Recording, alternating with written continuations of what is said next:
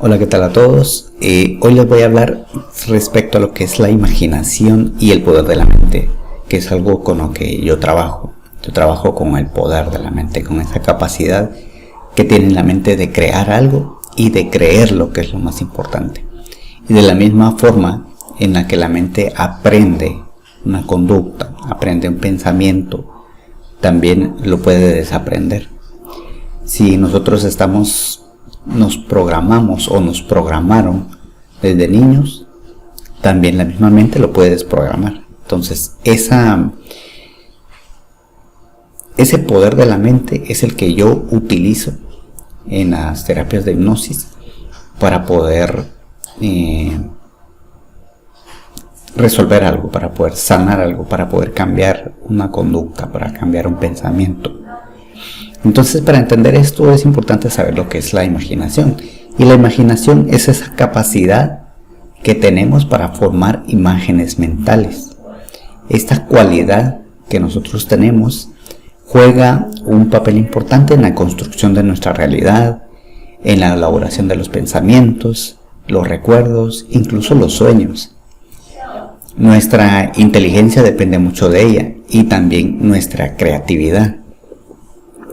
Imaginemos, una imaginación fértil es la clave para una vida plena y exitosa.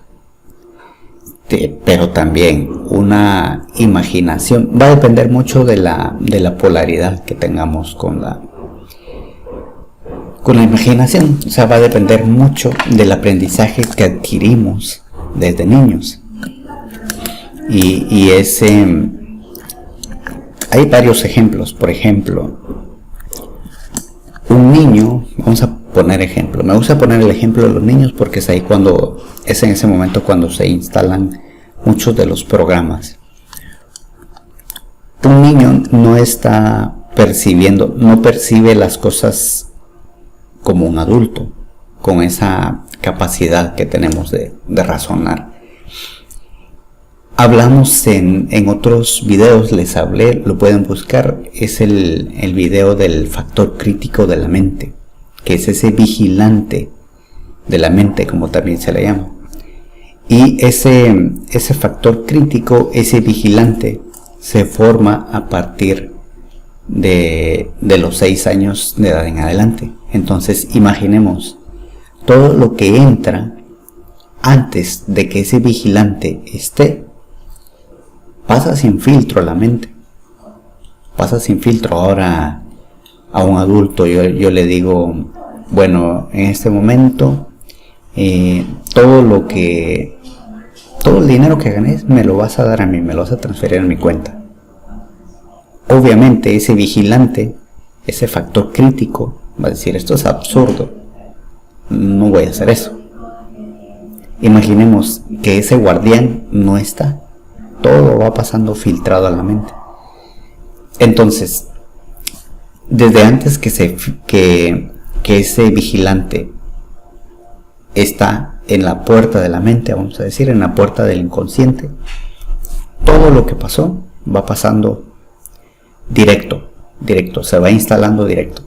Entonces, imaginemos el caso de un niño, como decía anteriormente, un niño no querido, que su creencia es no sentirse querido.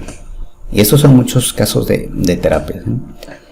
Hay en las regresiones, las personas se van al vientre de la madre y los niños sienten todo lo que la mamá siente. Entonces se dan muchos los casos de mamás jóvenes, muy jóvenes, que de pronto se entera de que está embarazada y la invasión es de miedo. La invasión es de angustia. La emoción es de que no quiero esto. Esto me trae muchos problemas. No quiero esto.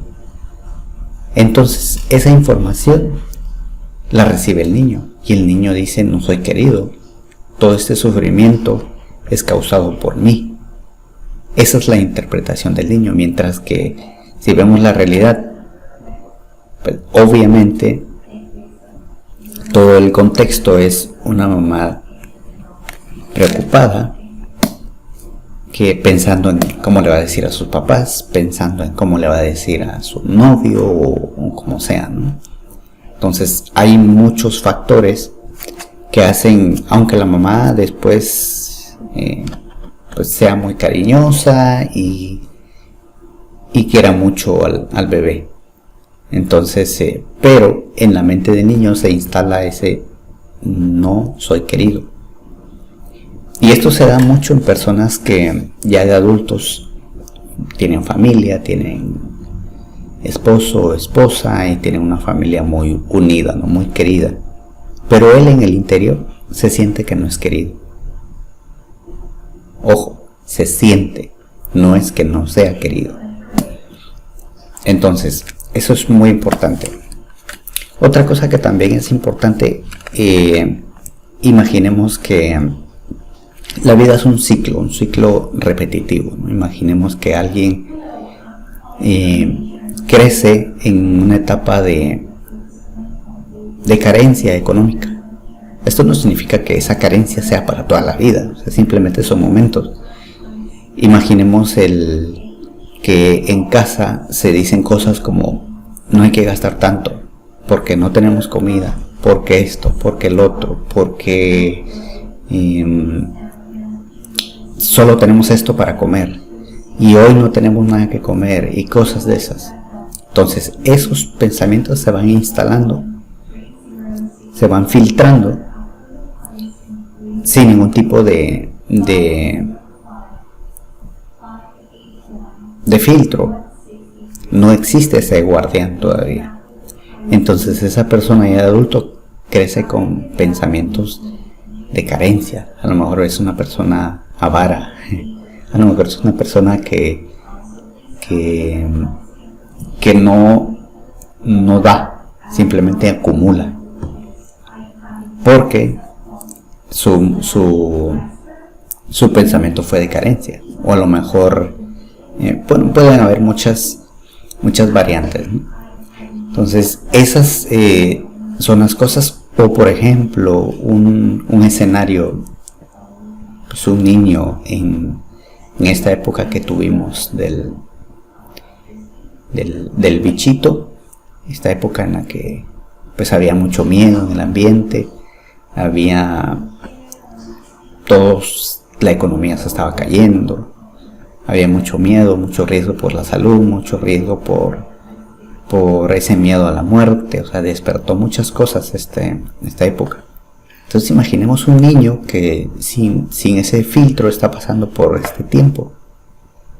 Todo lo que recibe, todo ese pánico, todo ese horror. Por eso es de que después de esta época se desataron muchos programas, muchos traumas.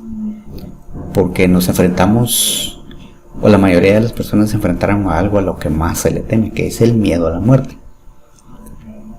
Entonces, ¿qué importancia tiene la imaginación en la vida del ser humano? Pues la imaginación es sumamente importante. Es la que crea tu realidad. Y es muy importante. Hay una frase que dice, cuidado con lo que piensas porque se te puede cumplir. Y eso es muy cierto. Nuestros pensamientos, si nosotros constantemente les estamos dando fuerza, llega un momento en el que se llegan a cumplir. Sea el pensamiento que sea. Si tienes pensamientos positivos, obviamente vas a crear una realidad positiva. La otra vez estaba leyendo un libro que justamente hablaba de eso, del pensamiento, del poder del pensamiento, y mencionaba a una mujer que tenía una casa tan grande, que ella se quejaba y decía, rayos, esta casa tan grande, ¿a qué horas la voy a terminar de limpiar? Estaba enojada porque no podía terminar de limpiar su casa, y estaba tan enojada y decía, ¿cómo quisiera tener una casa pequeñita y para ya no estar padeciendo esto? Y le daba tanta fuerza, que hubo un momento en el que perdió la casa y de pronto vivía en una casita muy precaria, con condiciones precarias, pero es una casita pequeña, es lo que querías, ¿no? Entonces es algo que es muy, muy importante, y de cómo usamos el poder de nuestro pensamiento y la forma en la que la hipnosis trabaja esta parte de la mente, del pensamiento, es que este adulto va a ser un observador del momento en el que se instalaron esas creencias, en el que se instalaron todo ese tipo de programación en la mente, porque pudo haber sido un pensamiento que no tenía sentido, pero como mencionábamos de nuevo, el niño no tenía ningún tipo de filtro, el filtro que tenemos ahora, el filtro que nosotros desarrollamos. Entonces es muy importante, y esa parte de la hipnosis, de las regresiones, más bien dicho, más adelante voy a hablar un poco de las regresiones.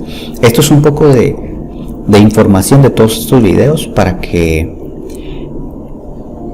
son conceptos para entender mejor cómo funciona la hipnosis, la utilidad de esta gran herramienta para poder resolver muchas cosas y cambiar vidas, ¿de acuerdo? Entonces esto es todo por el momento, y nos vemos en el siguiente video, ¿de acuerdo? Chao.